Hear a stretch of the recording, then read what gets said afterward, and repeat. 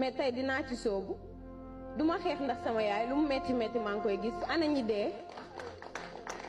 dañoo mën di jooy rek mais ñi dee gisatuñu dinañ yuuxu nag ndax nit lañ leen jox bëgguñu ñu delloo ñu koo xam ne day dee ñuy dem ci armeel ya di ko fa ziyaar yàlla tere ñaanuñu ko. dinañu xeex xare fu ñu mën a waxee dinañ fa dem wax. mi ngi feebar torop sax su ma demee ba tey jii may wax ak yéen mënuma koo gis boo ñëwee carrément dañ naan la xam naa ni doomam nga mais mënoo ko gis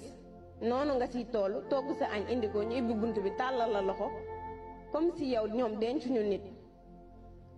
hôpitalu lëmm heure boo jumee si bunt bi ñëpp di xool ku nekk fii ban détenu moo war a nekk fi ki nekk fii lu mu war a def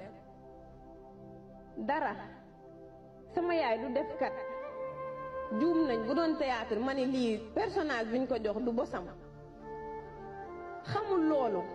bu doon luy raye du dem di ma yóbbaale reconnaître naa kanam yu bari fii nii ndax heure buy dem man lay àndal jàpp sama loxo bokkal xeexal pour sa dëkk xeexal pour sa réew. bu dee xeex mooy tax nga dugg kaso dina fa yàgg ndax même bu nu génnee dañuy xeex on est prêt à se battre pour lépp. moom mooy ki ñuy abal ñi ñuy rey gënuñu leen ñi nga xamante ni ñi ngi ci kaso bi di génn ñu leen di taaj te ëllëg ak si biir boo daan génn kaso dangay bàyyi ba guddi làqatu ñu naan daa tukki woon. léegi buñ nee diw day génn sax dañuy dem teeru ji la di la tàccu di la seet. courage bi loolu ak yépp pour xeex dong la. soxla naa sama yaay sama wet lu ma am moomu ko gënal soxlawu ma xaalis bu ñuy indemniser kenn liy dund metti na ba pare. chaque jour nga dem kaso di paas di togg ay añ di dem visite lu mu ne la soxla naa ko même boo ko amul di nga ko dëmm ji bañ rek nga ne ko amoo su ñëwee di dund souffrance. gisuma ko entre 4 murs tëddal jugal mel ni ku yor xar yeewal lekkal naanal. xante dëgg man sama yaay dong laa soxlawu ma seen leneen ñi ne ci kaso bi nañ leen. liñ mën ci moom ñoom xaaj ba xaajaat ba mënuñu ko ci ñoom mais nañ bañ leen koy jox dafa wéroon péng te bis buñ ñu koy delloo na wér péng bu ko dërëm jot. soxla naa sama yaay moo may dimbali ci sama jàng moo may dimbali ci lépp ay conseil am lépp néegam sax mënatuñu faa toog boo duggee kii ngi jooy moom mujjee dem visite sama rakk bi dafa oto bi yëpp daf ko jooy moo ko mu ne ma sama yaay dafa jeex dafa tuuti dafa changé. soo waxee mu ne la ça va nangu maax lan lay dund du nelaw ba bër seet ndax lan mi ngi toog di xalaat naan kii lan moo ko war a jot lan moo ko war a dal. tas yaakaar weesuwul nga ne nit ki day génn mu yeewu 8 heures sangu préparé toog ci buntu prison ba 22 heures joxoo ko lu leer toog ba mu neex la nga génn nga ne ko jotuma kayit comme ça moom lan la war a xalaat nga dëkkee jooy munoo reetaan amoo foo jëm xamoo looy def. ci lum la waroon jàppale bu ñëwee te gisoo ko sa xel dellu ci moom foo romb ñu yërëm la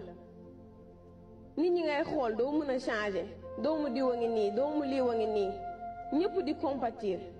mais à la fin ban dëkk lañ nekk. def na jugé leen ko ngeen na ko tëj nañ ko looy seet 19 mois gisoo ko kañ nga koy gis.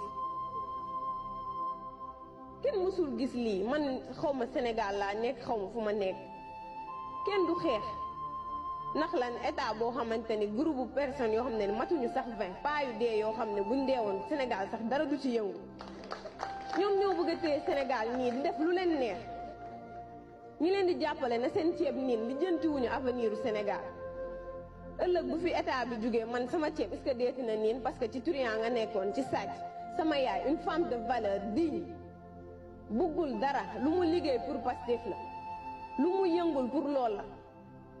diw mi nañ ko dimbali mu avancé nañ ko dimbali mu def nii soxlawul dara parti boo xamante ni bu doxee 100 francs ñoom ñoo ko doxalal seen bopp xaaruñu ku leen ne solal ci set junnee ngi nii ñëpp di xeex pa mag ndaw xale jeunesse bi soxna la leneen lu dul lii ñëpp a ngi ñafe